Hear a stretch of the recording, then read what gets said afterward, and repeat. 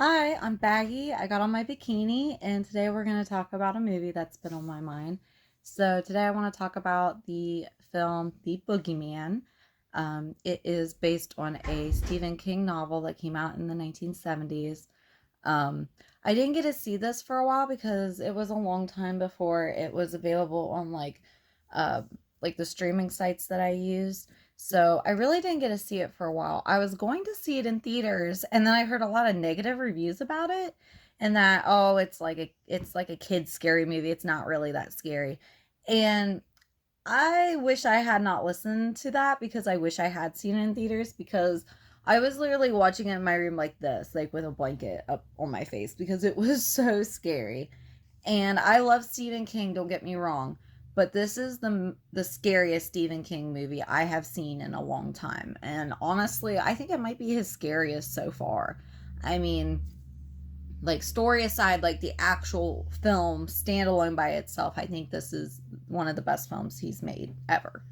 Um, so the novel, in the novel The Boogeyman that he wrote, there is a therapist who is a shapeshifter, and it's basically like the boogeyman, and it's very similar to like a skinwalker almost, and it it disguises itself as this therapist because it feeds off of people's grief. So like it would make sense that it's a therapist, and in the story I believe it's like revealed that um this therapist is actually like this demonic thing that's been pursuing this person for a while.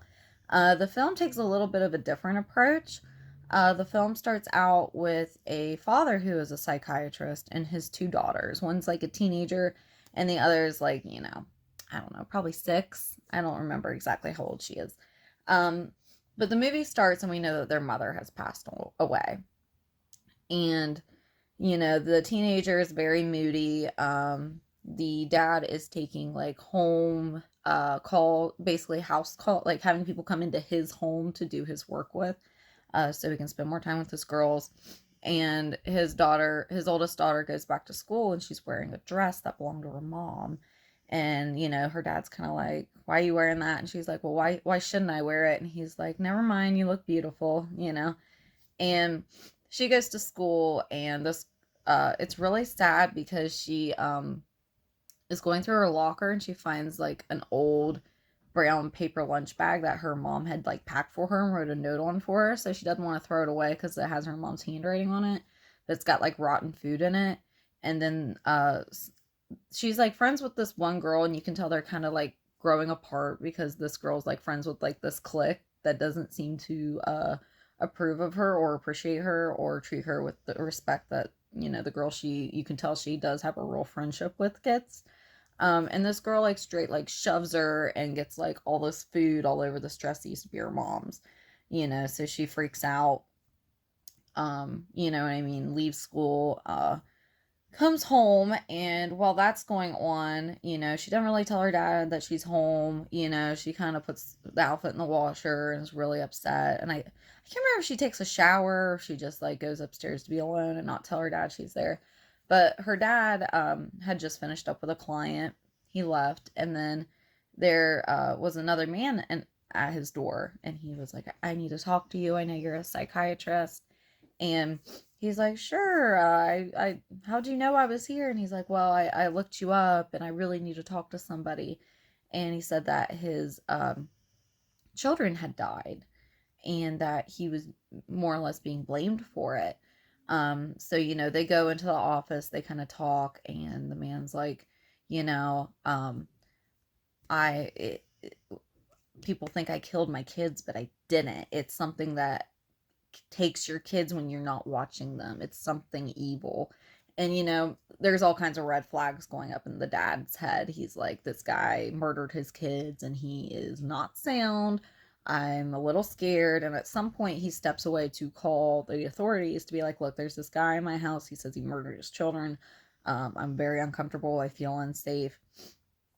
And, I'm going to backtrack a little bit because when the movie starts at the very, very beginning, and we see what happens to this man whose name is Lester. His name's Lester Billings. We see what happens to this man's infant child that's in a crib. And the baby's crying, you see something's in the room, and then you hear something almost like mimic his dad's voice saying, "It's daddy," like, and then you see like these hands like go up over the bars of the crib, and you hear screaming and like blood splatter, and you know that this child has been killed, which is like pretty hardcore first 5 minutes, you know. Um, so he basically is trying to explain to him, like, there's something that has taken my children, I'm being blamed, I'm scared for other people's children, and he draws a picture of what it looks like, you know. And then while the father is, you know, calling the authorities, being worried, uh, Lester ends up in this room, and he in the house, and he ends up being murdered by this entity in the house. Um, so basically, like, that entity has moved on into the home because it can sense the grief of them losing their mother. And there's been what the police label as a suicide, even though we know he did not commit suicide. So, you know, after that, a bunch of weird stuff starts happening. The little sister's already afraid of the dark. You know, she starts seeing things. She starts telling her sister she's scared. You know, the dad just won't listen. He's just like, this is nonsense. Like, we need to process this death, and it's making my family crazy. So he has them go speak to a counselor. And the counselor tries this exercise where she turns off the lights, and you see the entity like in the dark in the office about to attack them. So it's really scary because it's like it's attached itself to them, you know. So the oldest daughter tries to find answers. She looks up Lester Billings online, goes to his home, and basically runs into his widow, who, you know, pulls a shotgun out and shoots at the boogeyman. The whole house has candles lit everywhere, and she explains to her, you know, like, it's afraid of the fire. I think this has been around for years and years and years. Honey, it's attached itself to you. Like, I'm trying to kill it, but I'm not succeeding, and, you know, all that's going on. Meanwhile, you know, this teenage girl is trying to like rebuild her life. You know, she invites all these girls over, the girl that she was actually friends with in her clique over, and the dad talks to the youngest, and he's like, please leave your sister alone, like, this needs to go well, you know.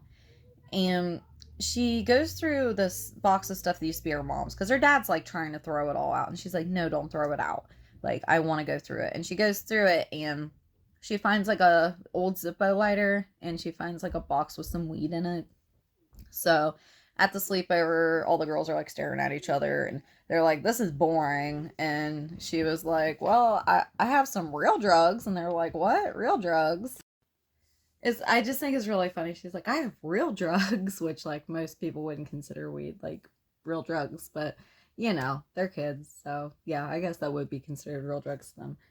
So all the girls get like really excited. They're like, oh, like, we're gonna smoke weed, you know, and they're all smoking weed. And the our protagonist, she starts to not feel so good because, you know, the grief of losing her mom, and the weight of this entity hunting her and her sister that she knows about and that her dad won't believe.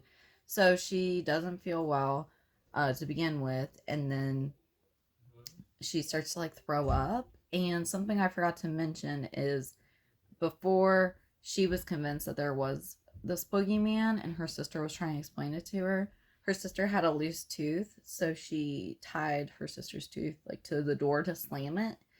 And the little girl's like, don't do it. So she's like, okay, I won't. But the boogeyman causes the door to slam shut by itself and rip her tooth out.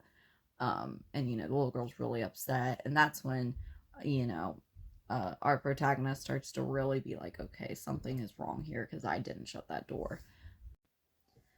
So, what happens that causes the little girl to get hurt and sent to the hospital is, while that sleepover is going on, she is told to play, I think it's like a den or something maybe she's in. It's all dark, and she's playing like a video game. Because her dad was like, do not bother your sister. This is important, you know, that she has a good relationship with these girls so she can have less problems at school. And so obviously she gets attacked by the boogeyman. She tries to lay real still and not be seen, but he gets her. Which then, they find her and they take her to the hospital. And while they're at the hospital, the older sister's really trying to explain to her dad what's going on. And he's like, well, can I ask you something without you getting mad? And she's like, well, what? And he's like, were you high when you thought you saw this thing? And, that of course just sets her off. She's like, you never listen to me. He's like, no, I'm just being serious. I smelled weed. And I think that you might have just had a bad experience because of that. And she gets furious, basically takes off, to go handle things, which, escalates because then the woman who was married to Lester Billings calls her and is like, hey, I have a way to beat this thing. So she goes to the house and then is basically hogtied by this woman who's like, I'm so sorry, but I need bait. And she's like screaming and it's really messed up. It's like, okay, lady, maybe you should be the bait and I'll point the gun. But, so she's all tied up. She's bait for this boogeyman inside Lester Billings' old house, which is obviously dilapidated and blackening and being completely taken over by this entity. The woman tries to murder it with a shotgun. She put a special kind of ammunition in it too. It was some kind of dynamite, I think.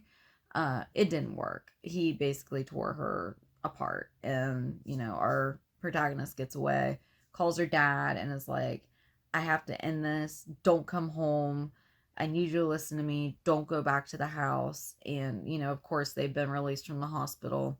They're like on the porch of the home, and the boogeyman just like grabs the dad and the little, drags him in. We don't know what happens to the little girl. So, she gets there. The protagonist gets there, scared to death, finds her little sister hiding in this closet with all these like Christmas lights. And, she's like, it's got dad, and, the older sister's like, we're not losing dad too. Like, we're going to save him. So they have this little girl like wrapped up with these lights and she's plugged in, right? And they go down to, confront this boogeyman and get their dad back. And, stuff goes south. This little girl's Christmas lights gets unplugged. And it's like, oh my gosh, it's going to get her, And they basically all band together and use that lighter that used to be her mom's, and it scares it enough, and she starts using it's not hairspray, but it's like an aerosol can, you know what I mean? And she's like using it like a blowtorch at it, really like knocking it down, and then finally the little girl covers it with, I believe, gasoline, and then they throw it on the Zippo on and burn it, and that is what kills it, is being burned. And then, of course, we get the wrap-up scene where the dad and his two little girls or his daughters are talking to that same psychiatrist about what happened and how scary it was, and then they go to leave, and as they're walking out, the older daughter hears the counselor say, hey, can you come back in here for a moment? So she goes back in. Nobody in there. There's like all this suspense, and she like sees this dark closet door, and there's like cracked open, and she like pulls it shut. She like goes to get it, and the lady walks in. She's like, well, the counselor walks in. She's like, what are you doing back here? And she realizes that it wasn't the counselor that called for her. It was either the same entity trying to come back, or a different entity of the same nature in that closet. And she shuts the door, and that's where it ends. So I kind of hope that they do another one. I don't know if they will, but I thought that was a good homage to basically how the book was, because in the book, the counselor, psychiatrist, therapist, whatever you want to call that person, is the boogeyman in disguise. So I thought that was like a neat nod to the book, even though like that's not really how the story played out in this. But another thing I want to talk about is the actual entity itself, the boogeyman. Like, is it a demon? Is it an alien? Like, we kept going back and forth with that, because it just, and it really reminded me of the things from like The Mist, the Stephen King movie The Mist, except like on a smaller scale. And the whole time my husband and I, we were watching it, and we were like, I don't know. I think it might be an alien. But then there's this really creepy scene where its mouth's open and you see like a face inside of the mouth. And we were like, oh no, that's some demon shit right there. And it is gnarly. It's got these crazy teeth and it almost kind of looks like a spider in a way, but like a really grisly spider. And I know when I was watching it, I was like, that should have been what Pennywise looked at the end of the first It miniseries that came out when it was like a big spider. It should have looked just like that because that's like the vibes I got from it, because Pennywise is like an alien shapeshifter itself. So I thought that was kind of cool that, it did kind of have that alien shapeshifter thing to it, even though like a lot of the things involved with it are kind of more on the demonic side. But totally great movie. All the reviews I read about it was like, oh, this is not that scary. You can watch it with your kids. And I was like, thank God I did not watch this movie with my daughter because she would never sleep in her bed again because it was horrifying. It was absolutely scary. But yeah, my name's Baggy and I got on my bikini and thank you for watching.